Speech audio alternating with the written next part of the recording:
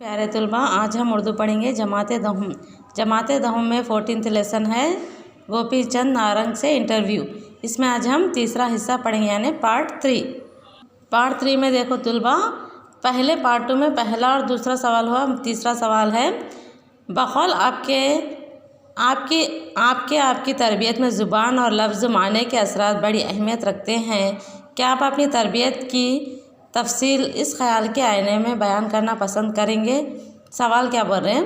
बकौल यानी मिसाल, एक कौल यानी एक बकौल के ज़रिए, एक मिसाल के ज़रिए आप लोगों को ये बताना चाह रहे सवाल में कि आपकी तरबियत में, यानी आपकी तरबियत जो आपकी ज़ुबान है, पढ़ने लिखने का तौर तरीक़ा तरबियत है, ज़ुबान और लफ्ज़ माने के असरात, ज़ुबान और इसके लफ्ज़ माने के असरात बड़ी अहमियत रखते हैं।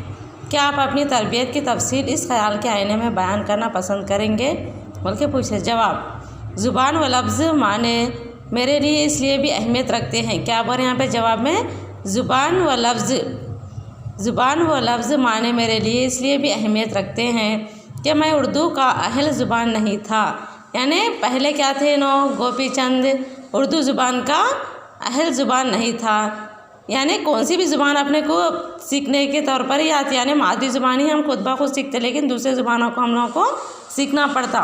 इसी एहसास की दीन है कि उर्दू ज़ुबान के रुमूज़ व नुकात मेरी सोच का हिस्सा रहे।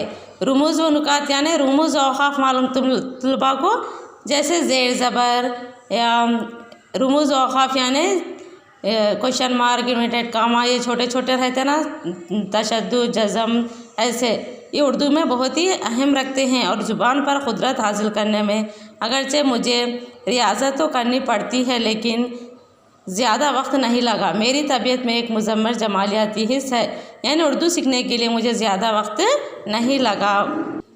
मेरी तबीयत में एक मुज़म्मर जमालियाती हिस्स है जो कारकर्द रहती है और बहुत से फ़ैसले अपने आप करती है। क्या करती? ज़ुबान बहुत से फ़ैसले अपने आप करती है, ज़्यादा वक्त नहीं लगता। उर्दू का जादू मुझ पर शुरू से चलने लगा था। क्या बोल रहे हैं यहाँ पे गोपी चंद नारंग?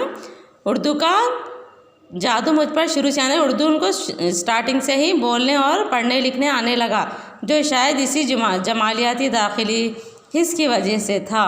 उर्दू के भेद भरे संगीत को समझने की कोशिश करना भी शायद इसी अंदरूनी तजस्सुस का हिस्सा रहा होगा। क्या बोल रहे हैं यहाँ पे? उर्दू के भेद भरे संगीत को समझने की कोशिश करना भी शायद इसी अंदरूनी तजस्सुस का हिस्सा रहा। बहरहाल इस तजस्सुस और इस्तिराब से मैंने बहुत कुछ पाया जिसको मैं अपनी खुश नसीबी समझता हूँ। यानी उर्दू आना क्या समझ रहे हैं इनको, एक कौन सी भी लैंग्वेज या ज़ुबान आना खुश नसीब समझना मेरी फ़िक्री बसात जैसी है। इसकी बदौलत बिला खौफ तरो आज भी मारूजी तौर पर साबित कर सकता हूँ कि बड़ सग़ीर की ज़ुबानें सब अहम होगी, कोई किसी से हीटी नहीं। यानी हर ज़ुबान अपनी अपनी जगह बहुत ही अहमियत रखती, कोई भी ज़ुबान कम या ज़्यादा नहीं है। कौन सी भी ज़ुबान को कम या ज़्यादा नहीं समझना, हर ज़ुबान अपनी अपनी जगह अहमियत रखती है। लेकिन उर्दू हिंदुस्तान की ज़ुबानों का ताजमहल है। लेकिन उर्दू को क्या बोल रहे हैं यहाँ पे? हिंदुस्तान की ज़ुबानों का ताजमहल कहते हैं। ताजमहल यानी दुनिया में 7 अजायब में से एक बहुत मशहूर है ना, फेमस। इसी तरह उर्दू ज़ुबान को भी ताजमहल से मिसाल दी गई है। उसके बाद और एक सवाल है यहाँ पे, प्रोफेसर साहब उर्दू ज़ुबान से अदम दिलचस्पी के हिंदी माशरे में एक हिंदू घराने का इस अजनबी ज़ुबान व अदब को ओढ़ना बिछोना बनाने पर किस तरह के रद्दमल का सामना करना होगा? क्या बोल रहे हैं यहाँ पे? प्रोफेसर साहब को पूछ रहे क्वेश्चन, उर्दू ज़ुबान से अदम दिलचस्पी रखना है, हम लोग उर्दू ज़ुबान से दिलचस्पी है, तो हिंदी माशरे में हम लोग हिंदू घराने से ताल्लुक़ रखने वाले हैं, तो इस ज़ुबान को किस तरह सीखते हैं यहाँ पे बताइए बोल के बोल रहे। जवाब में देखो, जब मैं हिंदुस्तान आया मेरे वालिद साहब जो बलूचिस्तान में अफसर ख़जाना थे। क्या बोले? जब मैं हिंदुस्तान आया था मेरे वालिद साहब बलूचिस्तान ख़जाना थे। इन्होंने अपने अहबाब के इसरार पर पाकिस्तान रिन्यूअल सर्विस का इंतखाब कर लिया था। मैं 10वीं की तालीम के बाद आला तालीम यानी 10th क्लास पढ़ने के बाद और ज़्यादा आला तालीम हासिल करने के लिए दिल्ली भेजा गया। इनके वालिद साहब 9 बरस के बाद 1956 ईस्वी में रिटायरमेंट के बाद हिंदुस्तान आए।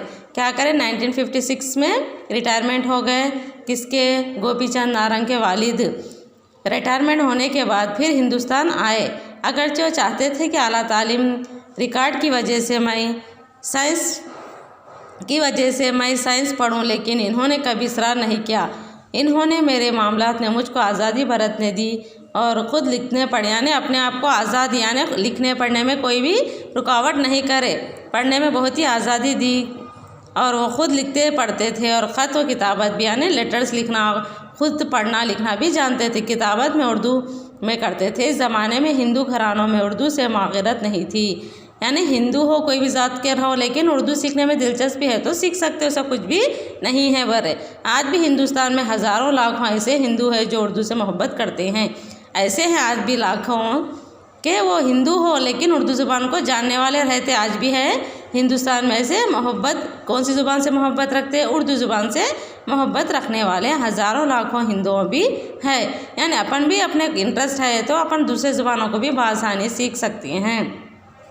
इसी तरह और एक सवाल है यहाँ पे, क्या ये तासीर दुरुस्त है कि इल्म हुनर जिस कुदरत वसत इख्तियार करता है, क्या पर यहाँ पे इल्म हुनर जिस तरह वसत यानी फैलता है, इल्म से जज्बात व एहसासात इसी कदर समेटे जाते हैं, यानी इंसान इस सूरत में ज़्यादा स्ट्रेंथ फॉरवर्ड हो जाता है। जवाब, इल्म हुनर जिस कुदरत वसत इख्तियार, यानी जिसके पास इल्म हुनर हो, ज़रूरी नहीं जज्बात व एहसासात इसी कदर समेटे जाए, अलबत्ता तस्कीन और इजहार के ज़राए और तौर तरीक़े बदल सकते हैं।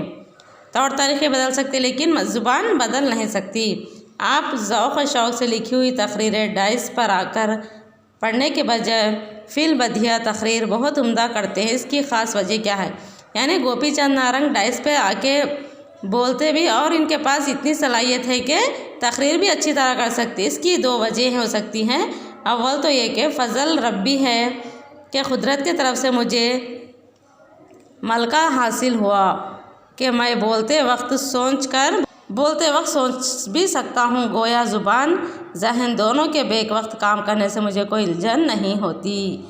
दूसरे के कि लिखी हुई तकरीर पढ़ने से यानी पहला तो पढ़ने या लिखने में आसानी, दूसरी अगर कोई भी लिखी हुई तकरीर स्पीच है तो इसको पढ़ने से सोचने की आज़ादी सलाम हो जाती, ज़ुबान फाल रहती है, जहन इतना कारगिर्द नहीं रहता और सामाइन से तो वो रिश्ता हरगिज़ नहीं बनता जो अज़ल ख़ैज़ व बदल रेस की कैफियत पैदा कर दे।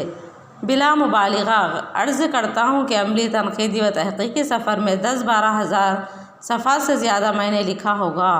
कितने लिखे बोल रहे नो? पेजेस 10-12 हज़ार सफ़े लिखे नो एक ही वक्त। मेरा लिखना पढ़ना सोचना बुरा भला जैसा भी हो बोलते हुए मेरे जहन में मुस्तहिर रहता है। तकरीर तो क्या, बस मैं सामाइन से अहम कलाम होने और दिलों तक पहुंचने की कोशिश करता हूं। बोल के बोरे कौन? गोपी चंद नारंग उर्दू के 10,000 से ज़्यादा पेजेस लिखते थे स्पीच देते वक्त में। और इसी तरह आज ये हिस्सा मुकम्मल हो चुका है। इंशाअल्लाह अगला हिस्सा कल पढ़ेंगे।